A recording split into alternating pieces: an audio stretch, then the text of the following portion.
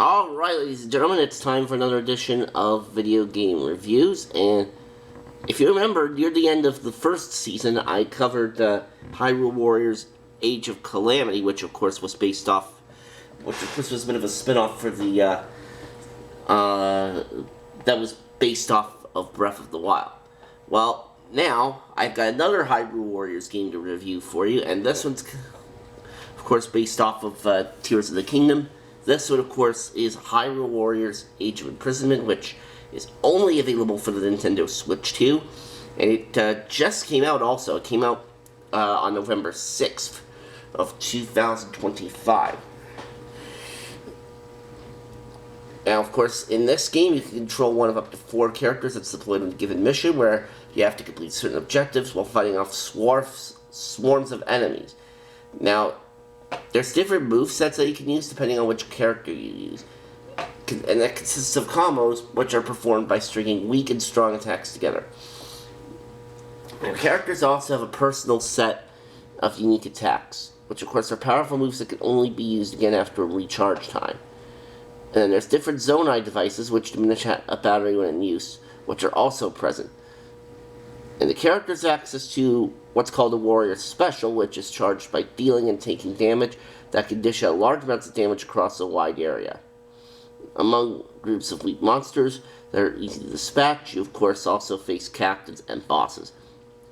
And these enemies have what's called a weak point gauge, which present itself either after an attack or with the player forcing it out through certain means. And depleting this gauge allows a weak point smash to be used, which deals massive amounts of damage and likely fells the enemy with one final strike. There are multiple ways to force a weak point gauge to occur. Now, one way you can do this is dodging the enemy's attack before it lands, which leads to a perfect dodge and flurry rush. And then another method is to use Zonai devices at opportune moments, like using the flame emitter when the enemy has an ice affinity or is nearby a patch of grass. Enemies can also unleash dangerous attacks which cannot be blocked but are susceptible to corresponding unique attacks and Zonai devices. And these counterattacks, among other certain cooperative attacks, boost the sync gauge. And if 2 characters with full sync gauges are nearby, then they can unleash what's called a sync strike. And each character has a different attack, whether they are control characters starting the sync strike or vice versa. But there are certain areas that can unleash unique sync strikes. Like outside of battle, the player makes use of their spoils to upgrade the characters by way of assisting the people of ancient Hyrule and improving weapons with Zonite steel. Now, alright. So that's how the gameplay works. Now, how the story for the game works is like this. During her encounter with the unsealed Demon King Ganondorf, Princess Zelda is teleported in time to an era of Hyrule's founding via the power of a secret stone. She is found by her ancestors King Rauru and Queen Sonia, who help her search for a means of returning to the present. And throughout this time, Zelda aids Rauru's royal duties, trains her to inherit light and time powers of Sonia, and explores the depths beneath Hyrule with Minoru. On one such expedition, Minoru unearths a series of inactive forbidden constructs, which are self-aware humanoid weapons that, as she later deduces, has rebelled against and exterminated most of the Zonai race. Ganondorf then leads the Gerudo people to attack Hyrule Castle, which is thwarted by Rauru and his forces.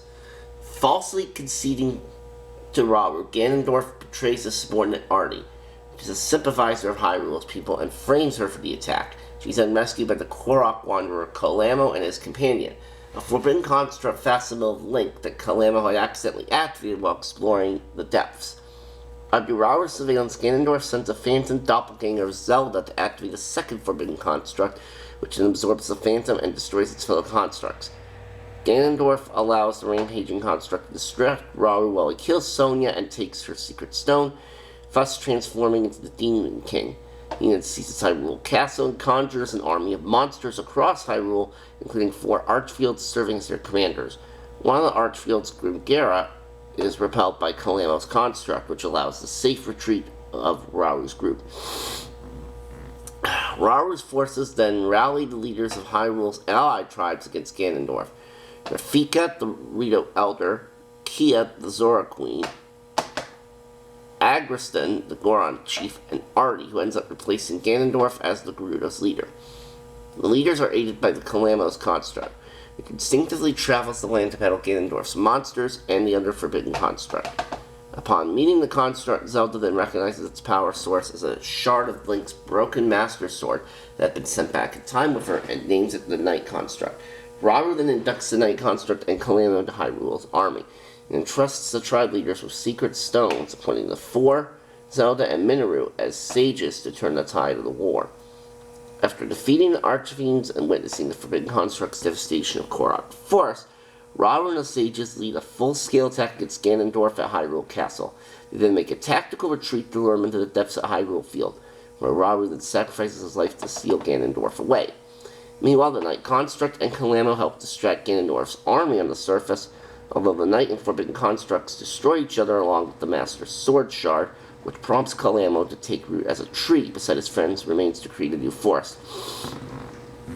Zelda's lady-in-waiting, Lunalia, the Armored Prince, designs murals which chronicle the war to ensure Ganondorf's defeat in the future.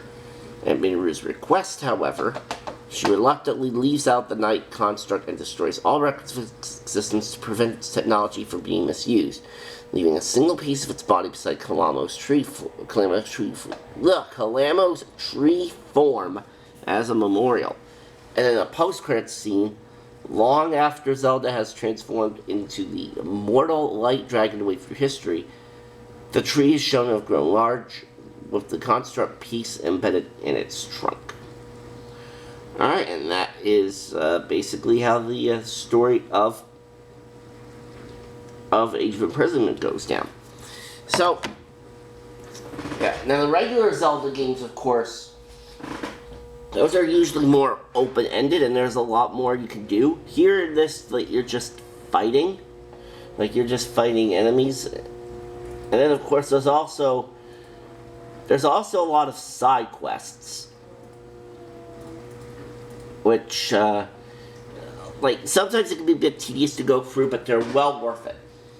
And then, of course, naturally there's RPG elements in this too, like where your characters level up, like you can upgrade their weapons, which will give you better attack, better defenses, and all that. So, like, it's still really a fun game to play through. And I have actually,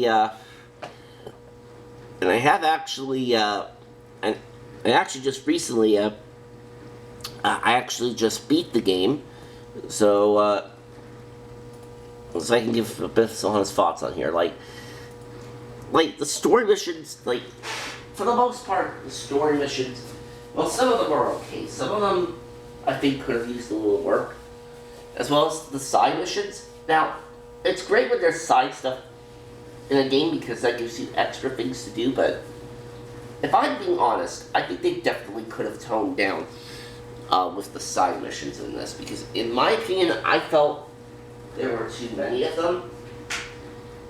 Yeah, I definitely felt there were too many of them, but although it's good for extending the playtime, because I think I ended up beating the game, what was it? I think it took me maybe 22 or 23 hours, so that's not too bad. Although there is one positive, though, that I can give this game, is that because it's kind of more linear, as opposed to the regular Zelda games, which are more open-ended, like, it will actually take you far less time to finish this game than it would for a regular Zelda game, like Breath of the Wild, Tears of the Kingdom, etc. Because those games, like, are known to be long. But Age of Imprisonment, it is still kind of a long game, but it's significantly shorter than Tears of the Kingdom, so I gotta give it credit for that.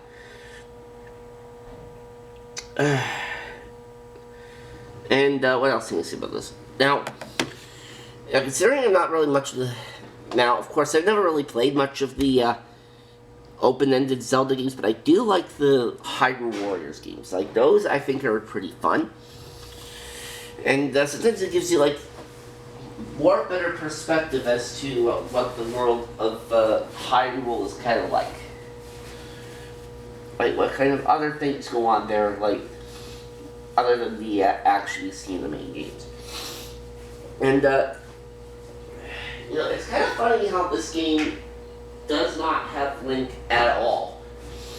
Yeah, there's no Link to be found. I think he might be mentioned in a couple of points, but he is not in the main game at all. So that's kind of weird.